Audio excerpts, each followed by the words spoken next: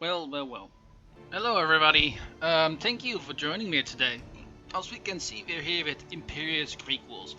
I got actually a really kind key for this game, and I was asked to sort of cover it a little bit on the channel, and that's what we're going to do today. It won't be really like a let's play. It's just going to be like, what is this game, and what does it actually hold? And I must say, it's kind of a really interesting game, and I would sort of like compare it, I guess, a little bit to Civilizations. Although I haven't played it, I've seen videos about those games, and I think I would compare to that. And this sort of, yeah, of course, as I said, and also what you saw, based in the time that Philip of Macedon came to power in Macedonia. And that is sort of where you start off with, when you start off with the scenarios that you can play with. The game also has a lot of different settings, and for campaign settings that you can apply, and it's also all to your own liking. Also, there are a lot of mods already that allow you to play in different maps that people actually have made. So, like even in the medieval ages. So those things are actually able to be played already. So the mod already has some. The game already has some mods. Also, one thing I should note already is that this basically is an unscripted. Yeah, let's have a look at Imperials Greek Wars. So I will just show as I go along, and I think that just makes it really generic and just give me my overall thoughts on it. And yeah, right now I've played it already a little bit, and I found it kind of fun for me because I have not really played any of the Civilization games. For me, it feel like a new sort of like game for me, or at least gameplay feeling. But I really enjoy it because that's my own opinion and my own experience. But as far as I now have, seen, I really enjoyed playing it. And then we go to let's just take a look at single player. Well, we start off because we see here like the main menu, all the settings. If you go here, you go to the tutorial that explains like the gameplay mechanics to you. You also have multiplayer. You can play with friends. Game settings as always. Over here you can load actually some mods. Additional content, which are extra stuff. Imperials library, you actually got tutorial and all other kind of stuff you can apply if you have any questions. And as well as credits and then quit game. But let's go to the single player campaign. We start off like a new game. As we can see, we have a customized world. I'm going to load that up. What means you can just basically all make this into your own kind of stuff. You can also all do all kind of stuff. You can just change it up and make it in something you want yourself.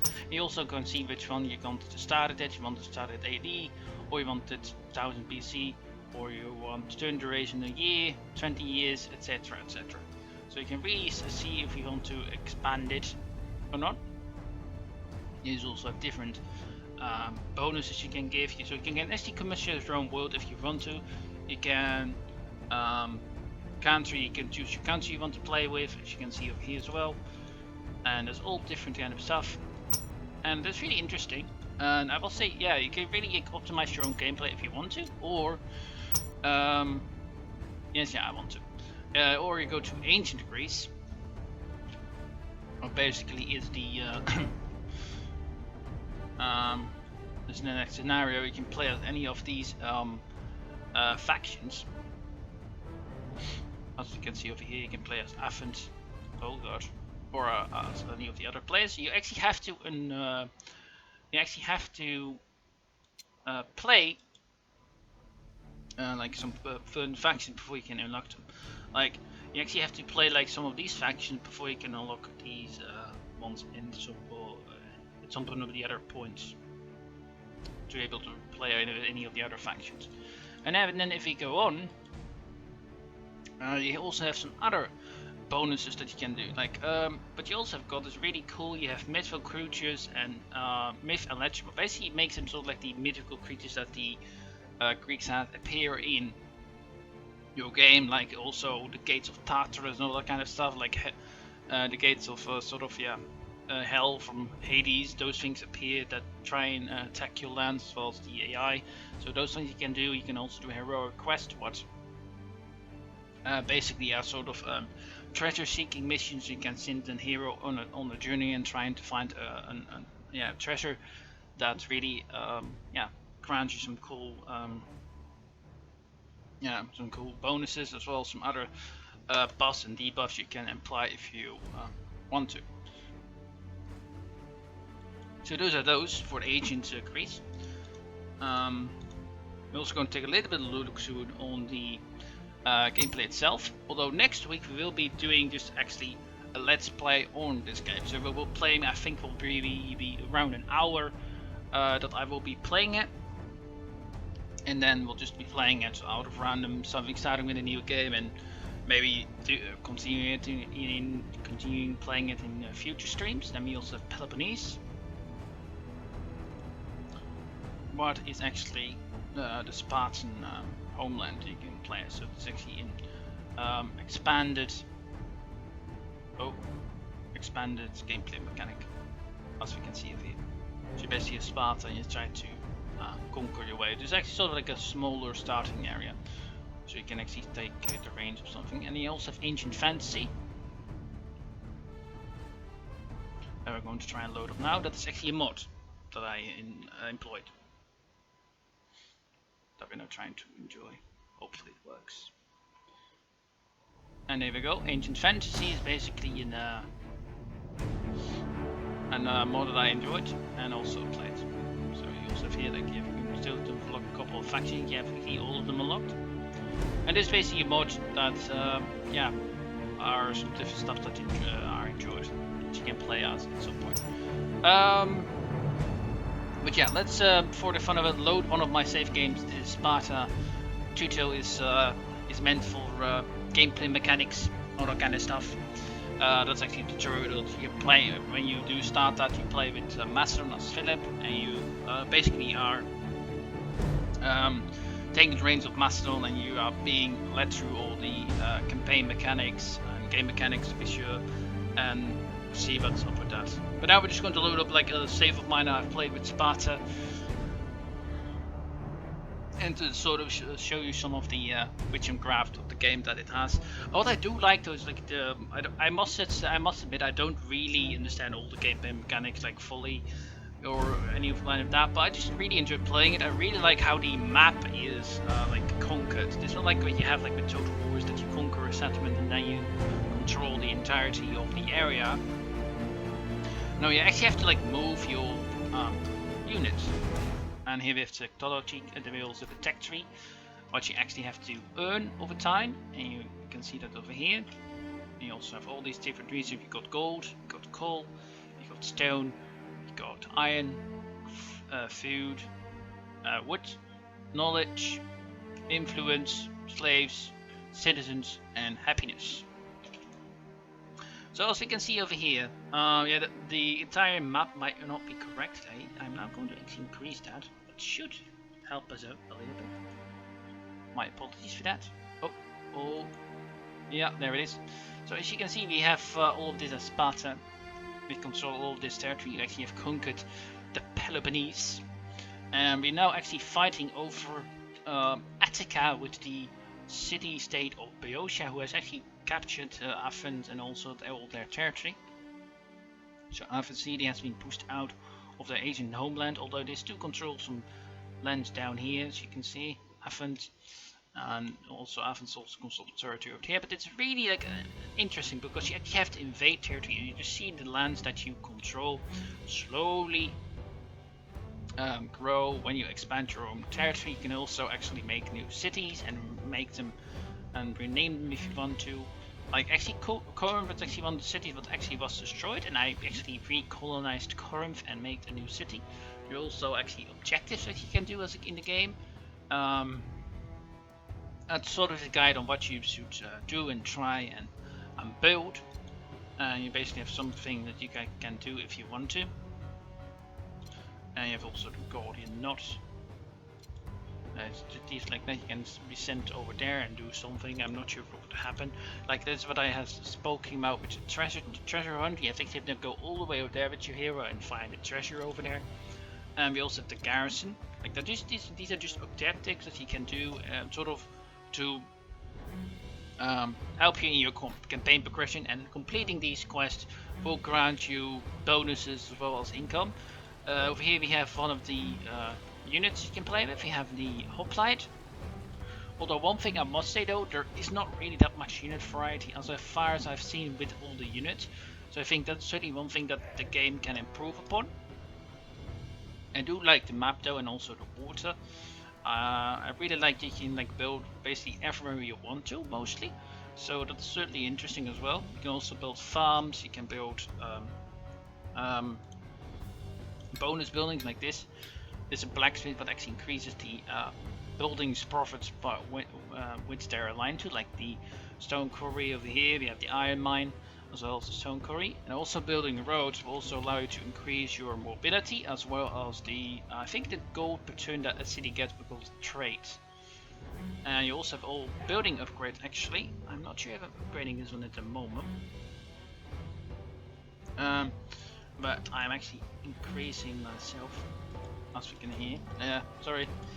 I want to click on that one. Building improvement. As we can see here, right now the only building that we can do is buildings philosophy, but actually will increase the amount of like influence points for like your knowledge. But allow you again to get more technology, and technology will help you progress and unlock new stuff, basically. And it is also kind of interesting. Also, you have state diplomacy, which you can really, I must say, there's a really interesting like trade mechanic as well going on that you can do. You can trade with stuff. You can see what people want, and you also can align with city-state and fight against different powers. I'm basically aligned with allies, Atakea, and also Focus. So those ones are all my allies, and as you can see, I'm only at war at the moment with the Boeotians. I'm also allied with Euboea, and even Athens we're all with now, because of course Athens has been pushed out of its own their ancient land, and we're sort of fighting a common enemy against the Boeotians. That's kind of interesting. Also, the Persians are also in this area, who are basically the controlling puppet masters of their lands. That's also kind of interesting as well. Where can I? Here we have the trade menu, but it's also really interesting. As you can see, like right now we're just doing a little bit of a trading with Lydia. And over here you can see what everybody wants. So if you have something that somebody wants and you have a lot of that, you can just try and trade with them and get actually some really nice amount of resources from that. I think it's really cool. So you can really, like, if you monopolize on a certain trade resource and you can like trade it out, it really helps you out like to getting the other resources. And then we also have, of course, also different units. We have peltasts. We also have settlers, who are actually just people who can build stuff. Let's see if we go here, because here there is nothing built. Then we can go over here. We can build a field. And if you even go towards a forest, you can actually chop wood. You actually have to remove forests first before you can like build farms. So that's also some really interesting stuff you can do. And as I say, you can also build roads, and that's also interesting. I'm not sure if I actually could expand that in the future, maybe unlock it in the research. Yeah, you also have, of course, dockyards you can build. You can build them basically everywhere if you want to. So if we would go over here, only we can do that. You also have, like, of course, if every unit has a certain amount of movements per turn, and you can only move them so far as their movement allows. Also, we have here the different buildings. We have the settlers, as I said, peltas and hoplites, and you can also upgrade these units with certain buffs. And you can also build like all of these different little buildings around, as I said, that increase certain buffs. Also, we have like a stable which allows you to build cavalry, but you actually need to build, otherwise you can't build it. And you also have all these different settlements as well. You actually have to be careful of not losing influence with your settlements. If your settlement has a very high amount of like influence from a different state, there is a chance they will secede and actually you lose that entire settlement, and then you actually have to try and reconquer it, or get your influence back into that settlement and basically try and make it into your own state.